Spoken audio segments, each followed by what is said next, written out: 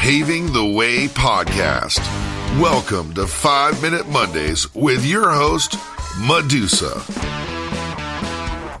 Come listen to some fascinating stories, affirmations, wisdom, and even a few interviews of people that have paved the way and are paving the way in their journey of success. Listen to their timeline of adversities from traumas to triumph, and also listen to some guidance of life and even a few workshops of living your best life, digging deep and understanding the science of happiness, learning how to bounce back, the art of being present, 7 reasons to be mindful, the power of gratitude, and so much more. Paving the Way podcast with your host, Medusa.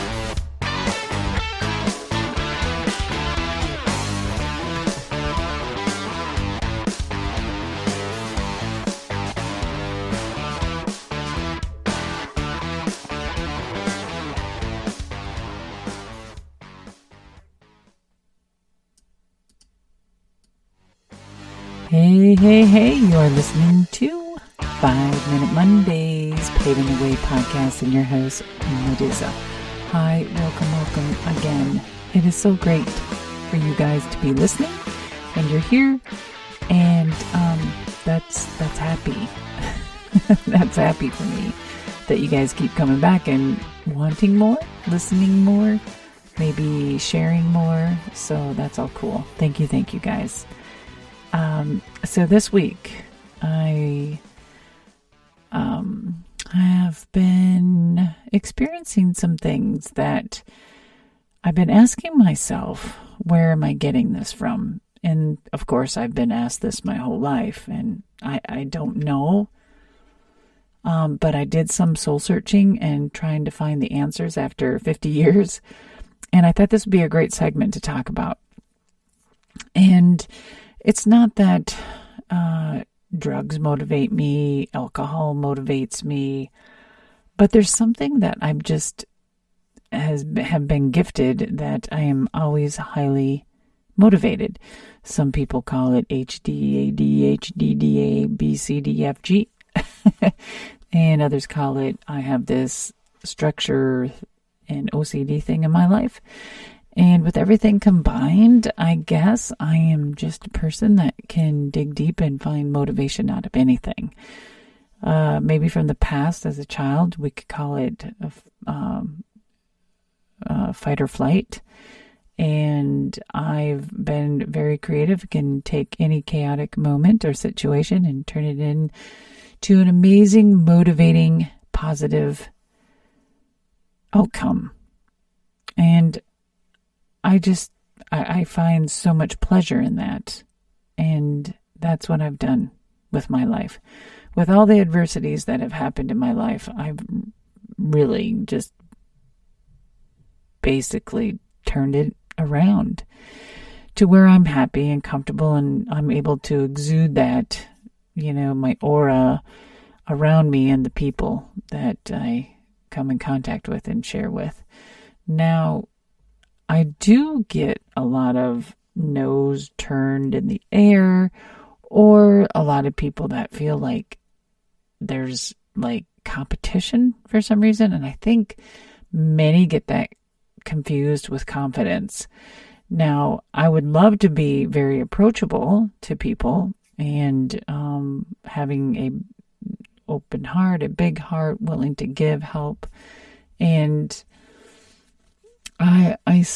I do have that with people, but I think that I'm a little confused because, let's say like in my other professions, entertainment of life, I am an older woman, and I feel that I don't have to compete against 20-year-olds because they're in a whole different bracket than I am, and we're striving for different things.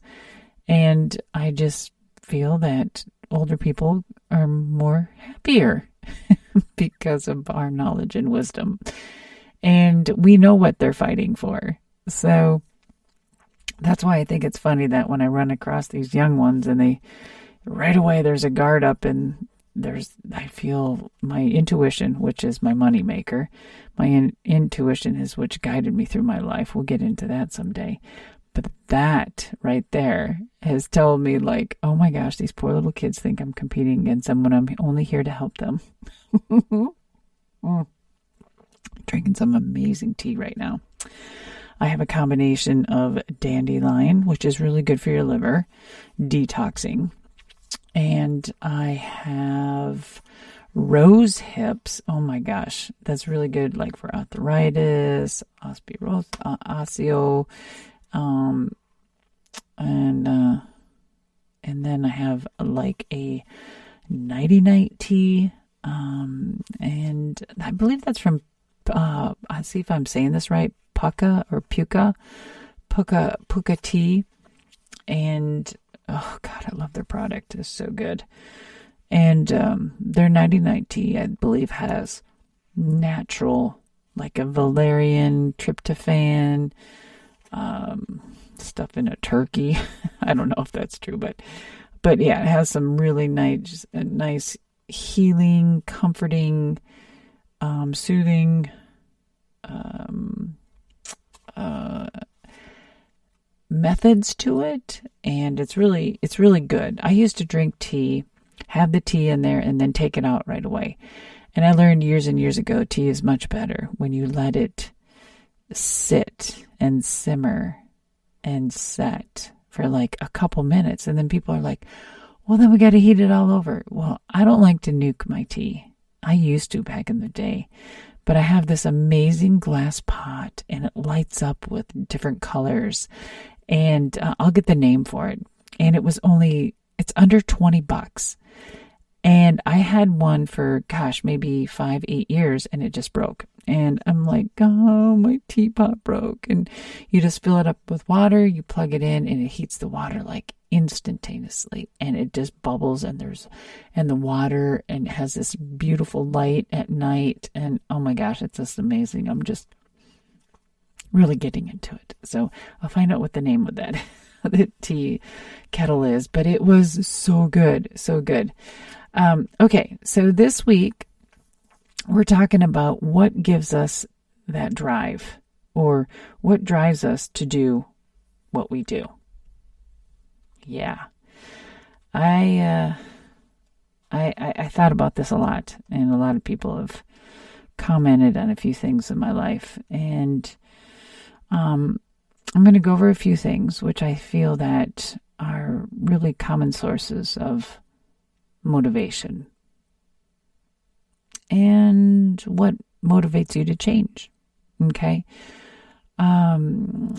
These are a lot of mine, and combined with a lot of readings I did, different excerpts from doctors' opinions. So I just kind of put it all in a story of my own. And so it's really, really cool. I just thought it was great. Some really good references, especially from a doctor named, I think it's Shahram Heshmat. He's a PhD, and it is an associate professor, University of Illinois. So, so I just got a lot of reading of his stuff, and just so many more other people and references. So, and these are over years and years of stuff. And I love science and psychology and all that good stuff. So here is drinking my tea in my awesome mug. Guys, if you haven't seen my mugs, they're so amazing. They're beautiful, and there has this beautiful little saying on the front. It says, "Life is tough, darling, but so are you." And I've had these for a long time. And then I noticed another girl start coming out with that slogan. And I thought, oh, that's pretty cool. It has a nice little lip print of my lips on there. And life is tough, darling, but so are you. So I have coffee cups, pillows, T-shirts of all of those that are all going to be together here real soon. And I've been sitting on a bunch of stuff lately, and it just needs to all come together. So I feel that motivation is generally described as the force that drives us to pursue a goal, like the desired outcome. And motivation is a starting point for all choices, like an example for career, spouses, hobbies. So in general, we are motivated to maximize pleasure and minimize pain. However, people are driven by more than just carrot sticks and motivators and in pursuing their goals.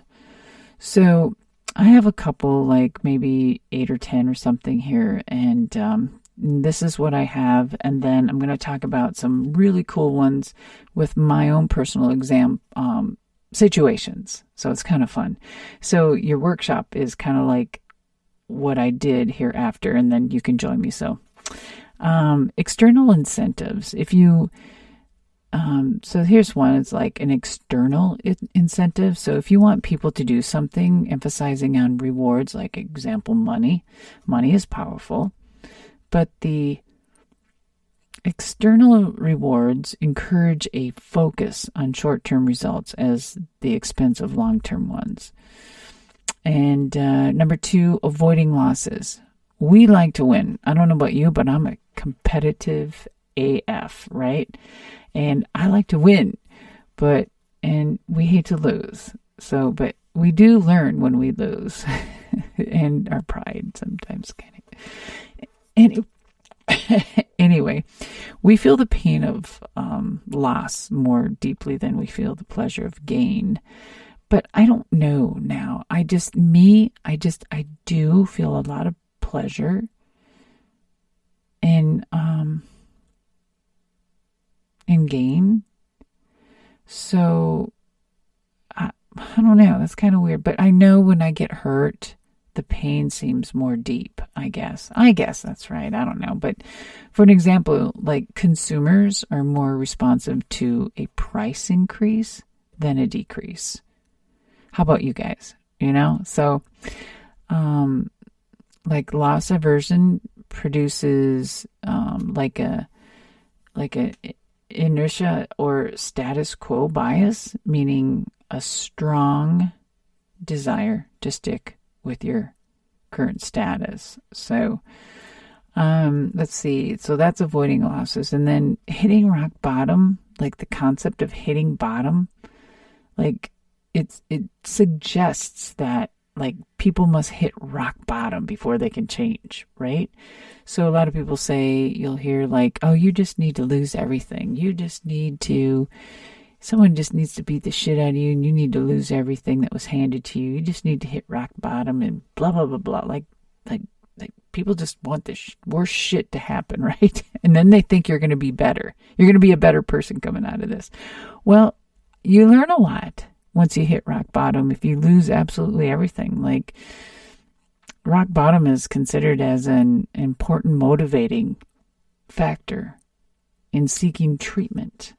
Like, however, this tipping point may be different for each individual. Like, you might lose a job, you're getting a divorce, you may lose your home, your finances suck a dick, you know what I mean? And experiencing serious physical problems. So hitting rock bottom can be any of these, and it can really help you to get fucking motivated quickly. Especially like you losing a loved one, and then all of a sudden you're by yourself. Oh my gosh. Oof. Okay. Intrinsic motivation. All right. This one here.